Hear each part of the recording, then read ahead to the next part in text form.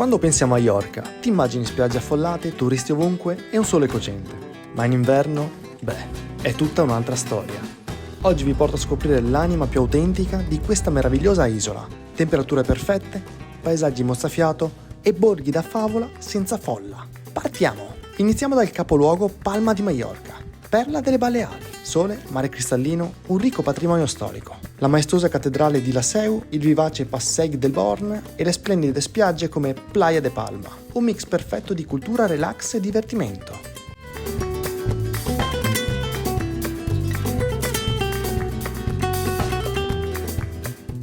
Ci stiamo addentrando nel vero cuore di Maiorca.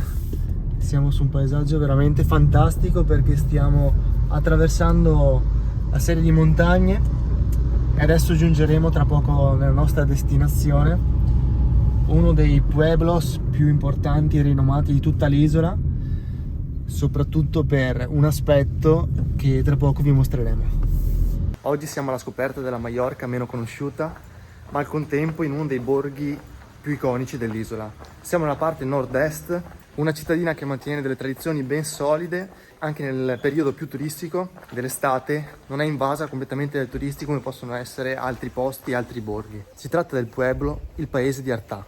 Infatti ci sono anche delle spiagge veramente spettacolari e se si vuole qualcosa di un po' più tranquillo anche nel periodo estivo, questa parte di Levante di Maiorca è sicuramente la scelta giusta.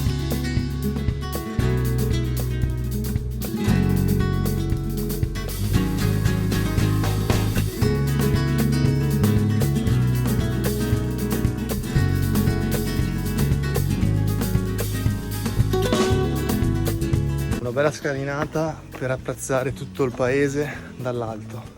Delle mini grotte sotto le mura.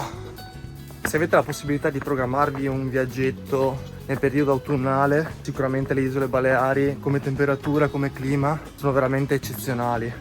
Adesso penso ci siano circa 20 gradi, sono le 10 del mattino.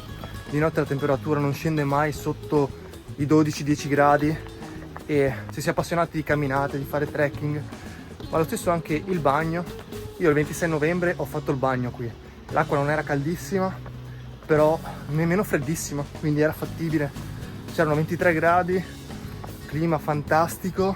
Valutate la possibilità di vedere queste isole in questi periodi dove sono meno affollate, meno piene di gente, meno turismo, c'è un turismo di massa in questi posti, in estate non ne vale neanche la pena quasi, oltre al clima che fa caldissimo, troppa gente, troppo casino, troppo rumore, non ti fa apprezzare veramente questi luoghi.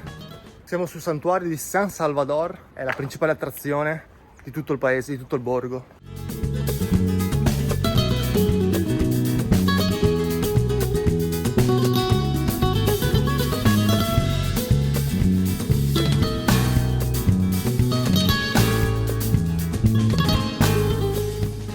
E devo dire anche abbastanza liberi, sicuramente dal periodo da ottobre a maggio trovi posto dove campeggiare, startene tranquillo, o nei piccoli paesi dove ci sono dei parcheggi completamente gratuiti oppure in natura, anche un po' per conto proprio, senza nessun problema.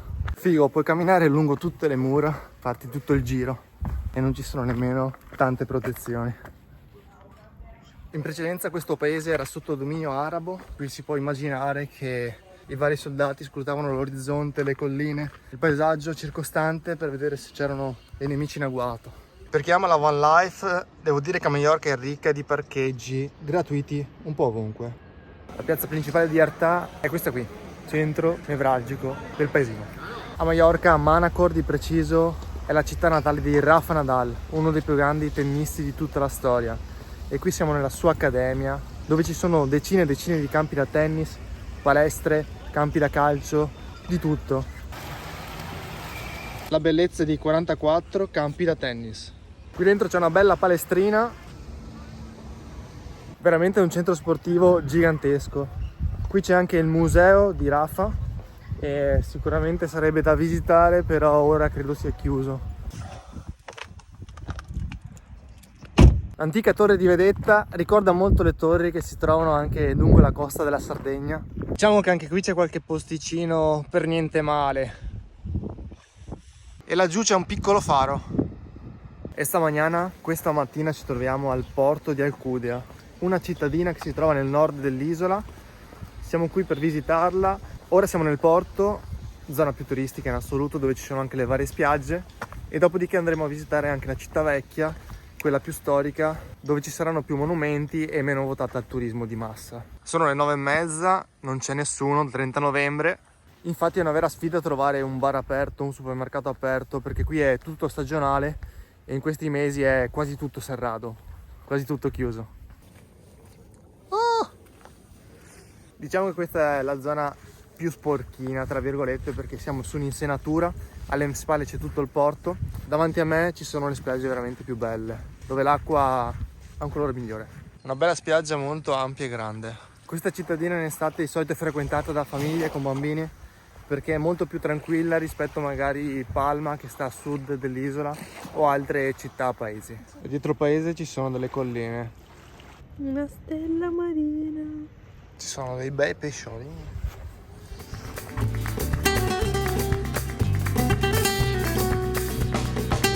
Siamo nel centro storico di Alcudia e questa è la cattedrale principale.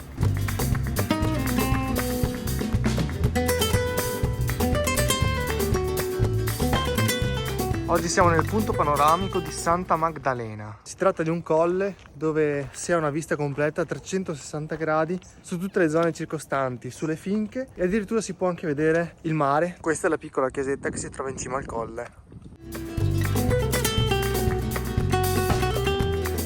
Benvenuti a Val de Mossa, probabilmente il borgo più famoso di Maiorca. Geograficamente ci troviamo nella zona della Tramuntana, la principale catena montuosa di tutta l'isola. È famosa per la sua certosa, dove vissero Chopin e George Sand.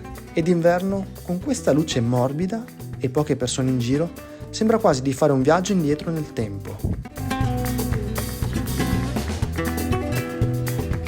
Questa deve essere la via principale. Il campanile è molto iconico.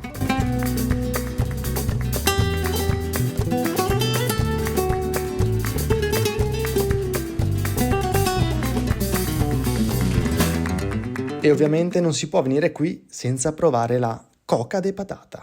Soffice, dolce il giusto, anzi, aspettate. Si tratta di un pane con patata e dello zucchero a velo sopra.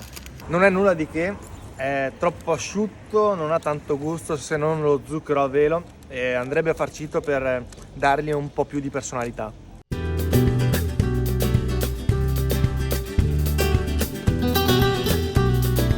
Ci troviamo nel paesino di Deia o Deia, un altro pueblo molto interessante e molto famoso nell'isola, caratteristico per la presenza di zebre nei giardini. A Deia, molto caratteristico questo paese costruito su un colle impervio.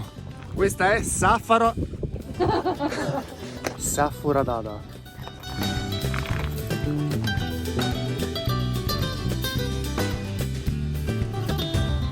Questa parte è stata un po' deludente, non per il fatto del panorama spettacolare, perché avevo visto che si poteva scendere fino a dove avete visto appunto il foro nella roccia, quasi lì vicino, con un'ora di camminata. Siamo arrivati al cancello, però c'è scritto che è chiuso, quindi non si può scendere.